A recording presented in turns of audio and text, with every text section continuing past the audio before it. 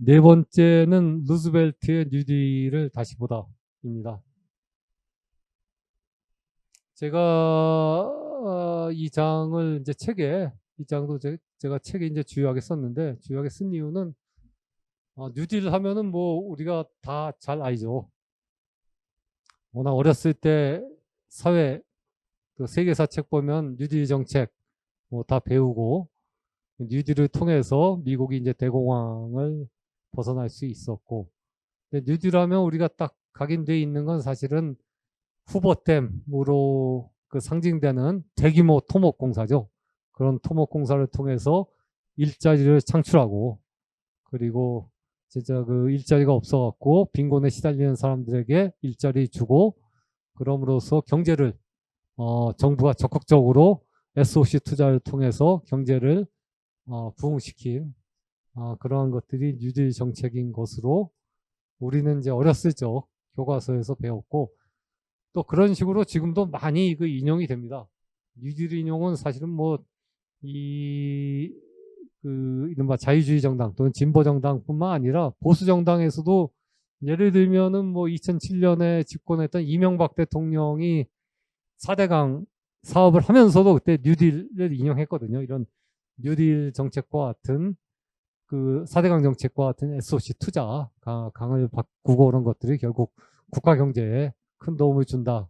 그럴 때마다 뭐 좌우를 가리지 않고 항상 그 인용되는 게 뉴딜인데, 이 뉴딜을 통해서 어쨌든 미국 사회와 정치는 근본적인 변화를 했습니다. 그러니까 리버럴리즘이란 게 우리는 흔히 이제 자유주의로 번역했는데요. 이거 어떻게 번역하는 게 옳을까? 진보주의 또는 자유주의 양쪽으로 다 번역이 됐는데, 뉴딜 이후에는 리버럴리즘은 진보주의로 번역하는 게 더 적절한 단어가 됐습니다. 지금 뉴딜한 게 국민과의 새로운 약속이라는 뜻인데, 국민의 기본적 삶을 국가가 책임지겠다는 약속이고요. 이 때문에 당시 공화당으로부터 그 루즈벨트는 사회주의자 또는 볼셰비키라는 비판을 받고, 또 그 당시 사회당, 사회노동당, 그 미국의 이제 3인주의 정당들이죠. 좌파 정당들로부터는 갈팡질팡하는 제3의 길이란 그런 비판을 받았는데, 어쨌든 뉴딜은 지금의 미국 사회를 있게 한 기반을 만들었고, 전통적인 미국 사회와 정치를 바꾼 게 사실입니다. 뉴딜은 흔히 이제 3R로 표현되는데요. 구제, 릴리프. 이건 빈곤층을 이제 먹여 살리고 일자리를 주는 거죠. 재건, 리커버리. 이건 아까 후버댐 또는 테네시강 유역 개발처럼 대규모 토목공사를 일으켜갖고 경제 부흥을 일으키는 겁니다. 또 하나는 개혁입니다. 이게 사회개혁인데, 우리가 흔히 알고 있는 뉴딜은 구제, 릴리프와 리커버리 라고 이렇게 생각이 되지만, 실제로 더 중요한 건 미국 사회의 개혁이었습니다.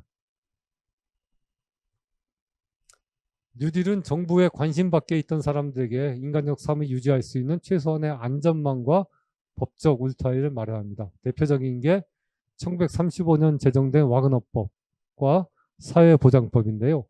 와그너법은 노동자의 단결권과 단체교섭권을 보장함으로써 이후 노조가 미국 정치에서 강력한 세력으로 등장하게 됩니다. 또 사회보장법은 복지는 개인 책임이라는 인식을 바꾸고 공적 복지 개념을 미국 사회에 처음으로 도입합니다. 물론 그 이후에 사회보장법은 많이 발전을 하지 못합니다. 미국은 유럽 같은 경우만 해도 이제 복지국가 모델이 3인당에서 제시하면서 굉장히 그 공적 복지가 확대가 되고 많이 발달을 하는데, 사실 미국은 그렇지 못하거든요. 미국은 그 점에서는 유럽에 못 미치지만은, 어쨌든 그럼에도 불구하고 복지가 사적 개념이 아니라 공적 개념이라는 그런 인식의 전환을 뉴딜은 만들었습니다. 그 외에 뭐 최저임금제라든가 근로시간 제한 같은 것들이 다 뉴딜 시대에 도입된 겁니다.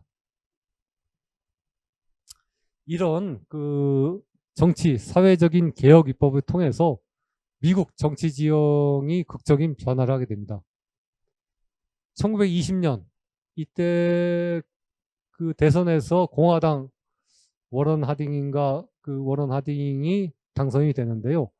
그 당시 워런 하딩이 얻은 표가 한 1600만 표고, 당시 민주당 후보, 제가 이름은 기억나지 않는데, 이 1920년 미국 대선에서 프랭클린 루즈벨트가 부통령 후보로, 그 민주당 부통령 후보로 나왔었습니다. 그때 민주당 득표가 914만 표입니다. 한 700만 표 차이로 졌고, 굉장히 참패를 당했는데, 그런데 1932년 루즈벨트 대통령이 당선될 때 총 득표는 2281만 표고요. 4년 뒤 36년에는 2774만 표로 늡니다. 20년과 비교하면은 36년, 16년 만에, 불과 16년 만에 민주당 대통령 후보의 득표가 한 3배가 늘어납니다. 엄청나게 늘어난 거죠. 이거 어떻게 그럼 이렇게 득표가 많이 늘었냐. 물론 1920년대, 30년대가 미국 경제가 이제 급속하게 팽창하던 시기니까 이민자 숫자가 늘고, 그래갖고 뭐 선거인 숫자가 는 측면도 있습니다만, 그때까지 정치의 바깥에 소외돼 있던 흑인이라든가 대도시 노동자, 이민자, 빈민, 여성, 청년 등이 대거 정치에 참여함으로써 민주당의 지지 기반이 확대된 겁니다. 그러니까 미국은 우리나라와는 다르게 개인이 이렇게 선거인 명부에 등록을 해야지만 투표를 할 수가 있거든요. 그러니까 등록을 안 하면 사실은 투표권이 없습니다. 그런데 이때 1920년대에는 등록을 하지 않았던 그 많은 미국의 그 소외된 사람들, 이게 잊혀진 포 같은 피플이라고 불렸던 사람들인데, 이런 사람들이 루즈벨트의 뉴딜을 보면서 투표인으로 등록을 하고 실제로 선거에 참여하게 된 겁니다. 그렇게 함으로써 민주당의 지지 기반이 크게 확대된 거죠. 저는 이걸 보면서 결국 위대한 정치가는 소외된 사람들을 투표장으로 이끌어낸다 라는 생각을 했고요. 그러면 지난 3월 대선 때 한국 정치는 과연 그랬을까? 그냥 20대 문제가 굉장히 중요한 쟁점이었죠. 20대 남자, 뭐 2대 남, 또 2대 녀 그랬는데, 20대 문제로 오직 젠더 갈등으로만 이렇게 접근을 하고, 사실은 소도시나 지방에서 투표하지 않는 많은 20대 청년들, 그런 사람들을 실제로 투표장으로 이끌어갖고 자신의 지지 기반으로 확대하려는 노력을 과연 민주당은 했나? 그렇지 못했거든요. 오히려 젠더 문제로만 접근을 했지, 실제로 지방과 어떤 소도시의 수많은 젊은 층, 일자리도 없고 굉장히 비정규직, 불안정한 일자리에서 낮은 저임금에 이렇게 고통받는 젊은이들에게는 그들을 이렇게 끌어들여 갖고 지지 기반을 확대하지는 못했다.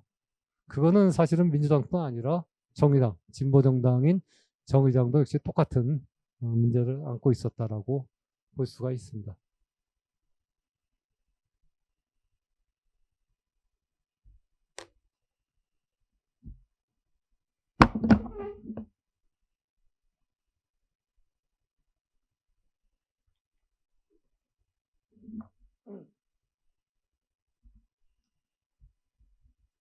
아무튼 뉴딜 시대를 지나면서 미국 정치는 완전히 바뀝니다. 루즈벨트가 대통령에 당선된 1932년 이후에 민주당은 한 반세기 동안 의회를 장악합니다. 의회 다수당이 되고요. 그리고 대선에서도 아이젠하워나 닉슨 등 이제 굉장히 걸출한 공화당 후보가 대통령 선거에 나섰던 때를 제외하고는 거의 모두 민주당이 승리를 합니다. 루즈벨트는 1860년대 링컨의 남북전쟁 이후 공화당 주도의 미국 정치 지형을 완전히 뿌리부터 바꿨습니다. 그런데 2020년 총선에서 압승을 거둔 문재인 정부는 왜 2022년 대선에서는 실패했을까? 사실 2020년 총선 직후에 문재인 정부가 이제 한국판 뉴딜을 들고 나오거든요. 여러 가지 점에서 한국판 뉴딜은 미국의 뉴딜하고 좀 비교가 됐습니다. 우선 일자리 창출에 굉장히 노력을 했고, 특히 이제 젊은 층을 대상으로 한 일자리 창출을 굉장히 노력하겠다고 했었고, 또 그리고 이른바 비정규직, 또 우리 사회 안전망 밖에 있던 그 사람들을 사회 안전망 안으로 이렇게 포섭하려는 그런 노력들도 많이 합니다. 그러니까 자영업자라든가 소상공인이라든가, 사실 자영업자는 어떤 면에서는 비정규직과 거의 이렇게 그 차별이 없는 그런 어려운 고통을 받고 있는데, 이런 사람들도 뭐 가령 고용보험이라든가 산재보험을 이렇게 편입하려는 노력도 하고 그런 노력들을 합니다. 그런 노력들은 옛날 그 루즈벨트 대통령이 했던 뉴딜 정책들과 상당히 좀 이렇게 그 맞닿아 있는 측면도 있고요. 그런데 결국은 이제 실패를 하죠. 그런 한국판 뉴딜의 실패가 2022년 대선에 실패로 이어지는 그런 결과를 낳게 됩니다. 왜 실패했을까 보면은, 제가 볼 때는 문재인 청와대는 사실은 미국 루즈벨트의 뉴딜의 이름은 빌려왔는데, 그 뉴딜이 의미했던 바, 뉴딜이 추구했던 사회 개혁의 개념들은 제대로 이렇게 좀 갖고 오지는 못했던 게 아닌가 싶습니다. 단순히 일자리 창출, 그리고 뭐 고용보험 확대 등등 몇몇 단편적인 부분에서만 그 뉴딜을 이렇게 이미지를 갖고 왔지, 실제로 루즈벨트 대통령이 했듯이 광범위하게 우리 사회에 어떤 투표에 관심이 없고 정치에 관심이 없는 소외된 계층들을 좀 이렇게 투표장으로 끌고 나오려는 노력이라든가, 아니면 또 대통령이 직접 국민과 소통하면서 뉴딜에 대한 인식을 확산시키고 공감을 불러일으키는 그런 노력들은 없었던 게 성과를 거두지 못한 하나의 요인으로 저는 봅니다. 마지막은 이제 스페인의 포데모스인데요. 스페인의 포데모스는 2015년에 생긴 새로운 정당입니다. 새로운 정당인데, 이런 새로운 정당이 저는 그 한국 사회에서 우리 이른바 진보 세력이 꼭 그 나갈 방향인지 모르겠지만 영감을 받을 수 있는 중요한 지점이라고 봐갖고 하나의 챕터로서 오늘 좀 다뤘습니다. 제가 이제 가장 재미있게 본 기사 중에 하나가 1991년 6월 17일 뉴욕타임스 기사인데요. 제목이 스페인 정치 세대 갈등이 입을 벌리고 있답니다. 이 책을 보면은 딱 요즘 그 우리 그 한국 상황하고 비슷합니다.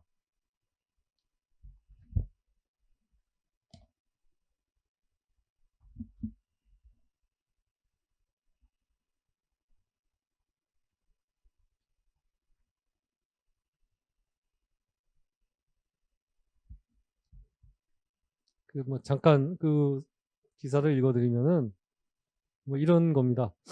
이제 진보주의자를 자처하는 건 스스로 나이가 들었다는 고백과 다를 바 없다. 진보 정당의 지지하는 아버지를 둔 16세 아들은 이렇게 말한다. 모든 정당이 다 부패했다고 생각해요. 진보나 보수나 차이가 없죠. 젊은이들 사이에는 환멸이 큽니다. 청년들은 정치보다 일자리와 주거 문제가 훨씬 절박하다고 말한다. 독재를 종식하고 성공적인 민주화와 함께 경제 성장을 이뤘지만 세대 갈등은 새로운 도전을 던진다. 자식 세대는 이념과 이상보다 소비와 물질 충족을 더 중요하게 여긴다. 독재에 맞서 민주주의 투쟁의 경험을 가진 부모 세대는 그런 아이들이 못마땅하다. 많은 지식인은 반독재 투쟁의 향수를 여전히 지니고 있다. 한 인사는 정말 영웅적인 시대였죠. 경찰에 쫓기고 최루탄이 터지고 잡히지 않으려 도망치던 그 시절을 어떻게 잊을 수 있겠어요? 라고 말했다. 그러나 자식 세대는 일자리를 찾고 아파트를 마련하고 돈을 많이 벌어 부자가 되는데 모든 관심이 쏠려 있다. 청년 실업률은 높고 아파트를 구하기는 점점 더 어려워지니까 젊은이들 사이에선 나이가 들어도 부모 집에 얹혀 살려는 이가 많아진다. 삶이 팍팍하니까 청년들은 이상주의에서 등을 돌린 것처럼 보인다. 뭐 이런 내용입니다. 이런 내용이 1991년 6월 17일 뉴욕타임스 기사, 그 스페인 정치를 다룬 기사인데, 사실 이 내용을 보면 지금 우리 사회의 루포 기사로 이렇게 바꿔도 사실 하나도 이상할 게 없는 것처럼 그렇게 느껴집니다. 스페인과 한국은 여러모로 정치적인 민주화 과정이 좀 비슷한데요. 우선 그 내전을 겪었고요. 1930년대 스페인 내전을 겪었고, 우리도 1950년 한국전쟁을 겪죠. 그리고 수십 년간의 군부 독재를 겪었고요. 프랑코 독재. 그리고 우리는 박정희, 전두환 독재를 30년 가까이 겪었고, 또 좌파, 진보 진영에 대한 폭압적 탄압이 있었습니다. 그 뭐 한국이나 스페인이나 마찬가지인데요. 뭐 프랑코 독재 시절에 스페인에서도 뭐 고문, 뭐 구속, 실종 사건들이 굉장히 많았습니다. 다만 이제 다른 점이 좌파의 맥이 거의 끊긴 한국과 달리 스페인에선 삼인주의 계열인 사회노동당이 비록 불법이었지만은 지하에서 명맥을 유지했습니다. 그래서 1975년 프랑코 사후에 국민당, 이게 이른바 프랑코의 정당이죠. 국민당과 사회노동당의 타협 속에 민주화의 길로 들어섭니다. 이 민주화 과정도 사실 1987년 6월 항쟁 이후에 50 민정당과 민주당 그리고 다른 정당들이 타협해서 민주화의 길로 들어선 한국과 상당히 비슷합니다. 스페인에서는 이제 1990년대 이후에 세대 갈등이 본격화하는데요. 특히 이제 2008년 금융위기 이후에 이 갈등이 폭발합니다. 젊은 층 실업률이 2008년 이후에는 40%까지 치솟고요. 여기에 금융위기로 자산 가치가 폭락한 중산층이 가세를 합니다. 이렇게 해서 2014년 포데모스라는 새로운 정당이 출연을 하는데요. 이 포데모스는 영어로는 we can이란, 우리는 할 수 있다라는 뜻이라고 그러더라고요. 진보적 지식인들이 주축이 된 이 정당은 좌파 성향 정당이 주로 쓰는 사회, 소셜이라든가 또는 디마크라시라는 이름을 정당에 박지 않습니다. 그리고 주로 좌파 또는 노조 집회에서 많이 이렇게 펄럭이는 이른바 적기, 붉은기라든가 또는 공화국기, 프랑스 삼색기하고 비슷한 건데 그런 공화국기도 쓰지 않습니다. 즉 전통 좌파 또는 진보와는 다른 길을 가겠다는 그런 뜻을 분명히 하면서 창당을 합니다.